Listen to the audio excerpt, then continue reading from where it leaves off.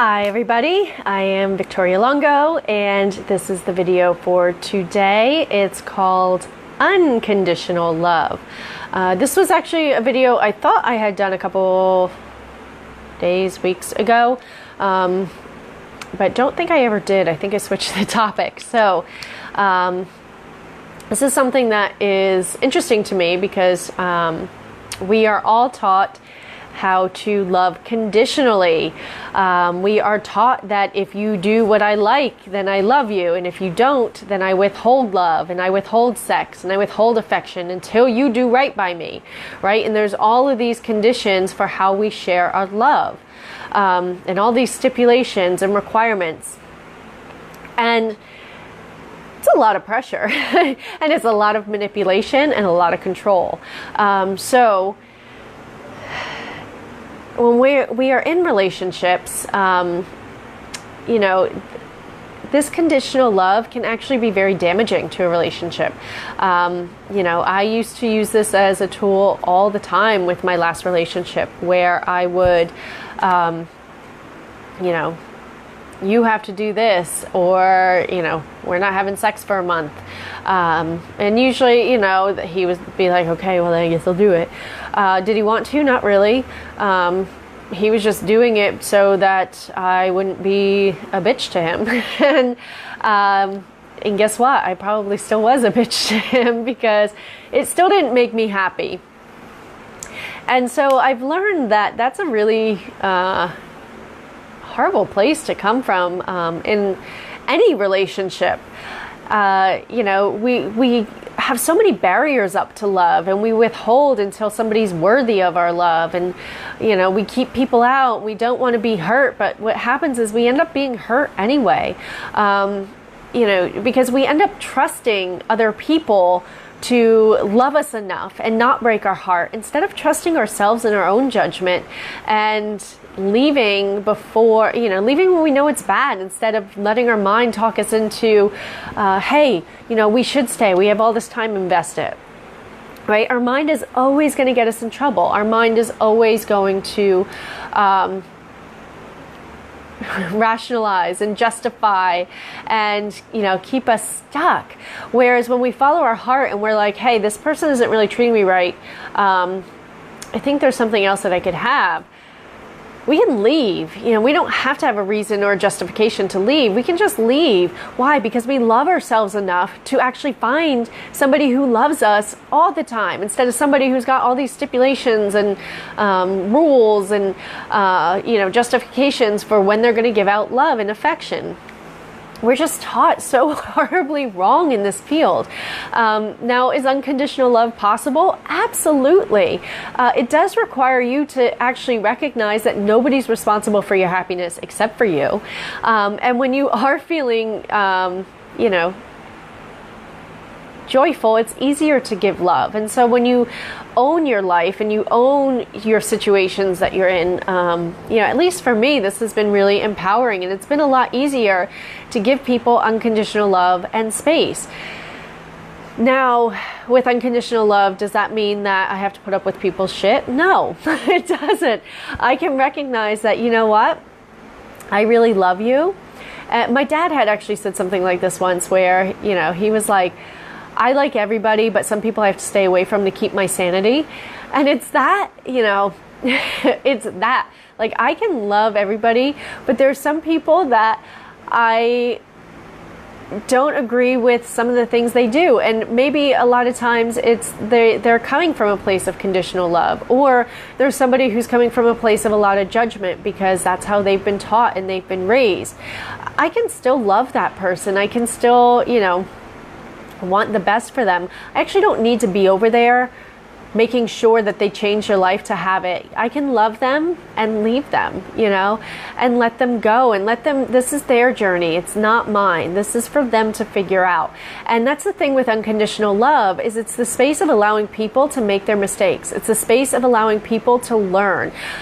It's the space of allowing people to actually choose what works for them, or what they think is going to work for them, rather than us dictating what we think that somebody should do and what we think is the best thing and what we think is the way it should be.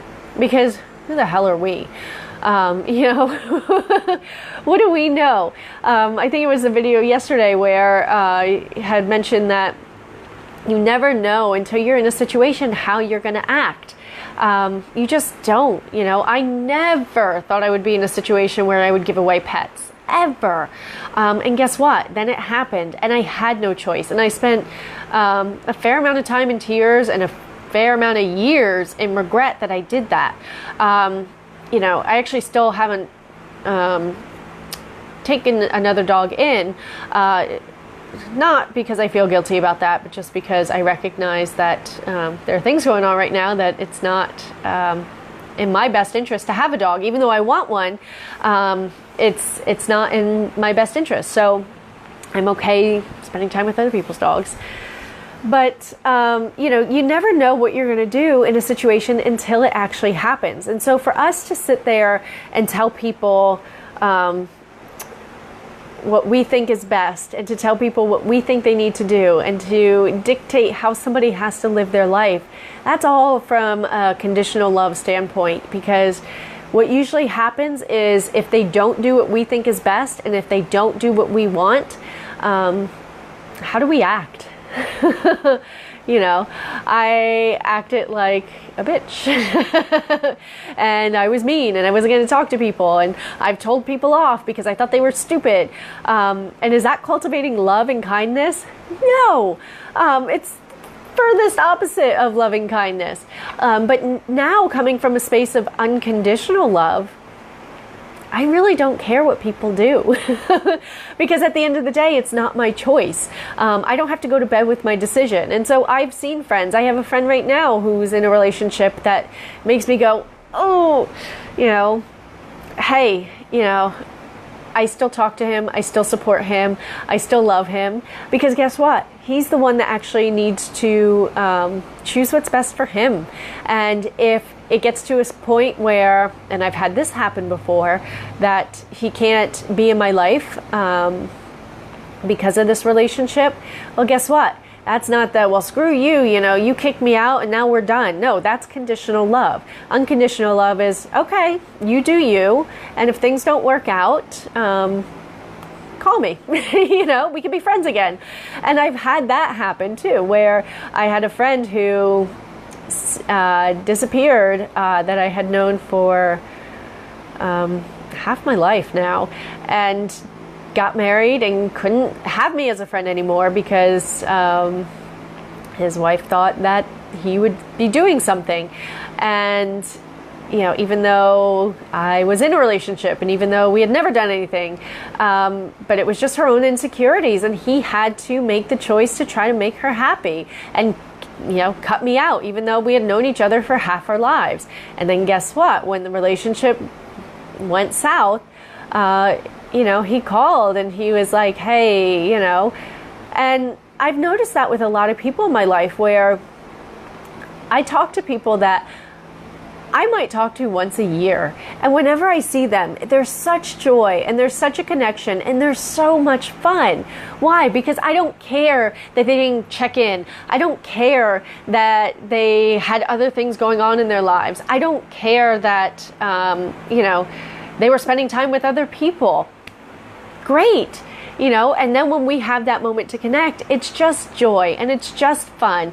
And there's just love, and it just makes it a better space to be in. I think it makes life way more enjoyable when you have that. But it does take, one of my favorite phrases that I used to use was not my circus, not my monkeys, And so when I saw somebody doing something that I would be like, oh, I need to tell them, they should do this instead, I'd be like, nope, not my circus, not my monkeys. And that really was my mantra for a couple of years, until I got to the point that I don't care. Now, if somebody were to come to me for advice and say, hey, what do you think? I usually ask questions. I usually try to gauge where they're coming from, because again, at the end of the day, it's about them and their choice and their life. We are each having an experience here.